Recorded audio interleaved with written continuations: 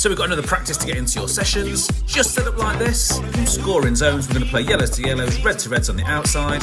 Currently set for 10, but if you need to and you've got an extra player, then just bring one in. They can always work as a neutral player, and we'll do that later on. For now though, it's always good to know what you're trying to get out of your training sessions. So this one is all about playing direct, so the most direct way we can play.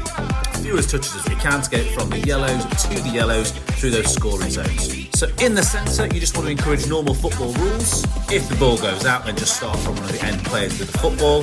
If you're the coach watching the sides of the supply of balls either behind or just at the side, and then we can keep the game playing really quickly.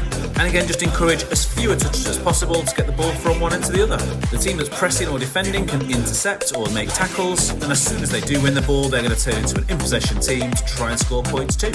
Again, getting it from red to red on the far sides.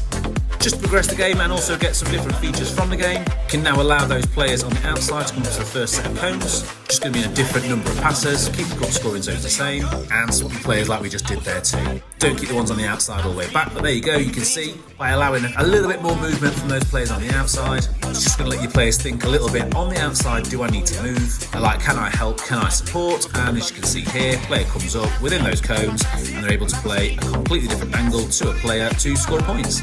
It's also good because it can make your players have to change direction and think in different directions. Going to give them an extra player that they're able to use. I would say just so that it's fairly quick in the game is trying to have those players on the outside not marked or not tackled. Just going to mean that they can play the ball back in quickly, whereas what you probably end up with is just a player stood in front of them so they can kick it back in, and it's a bit of a slow practice. Don't worry if you've got odd numbers though, you just bring in one of those players that can work as an overload player. It's entirely up to you what you would do with them. However, this is what I would suggest is have them as a overload player for an in-possession team. It's easier and quicker for both teams to understand what their role is and what they need to do, rather than an out-of-possession player. Also, it does mean that your team are going to have to work extra hard to win the ball back because they'll be overloaded. Encourage some dribbling and some core moves in this too. Try and get your players playing direct like that.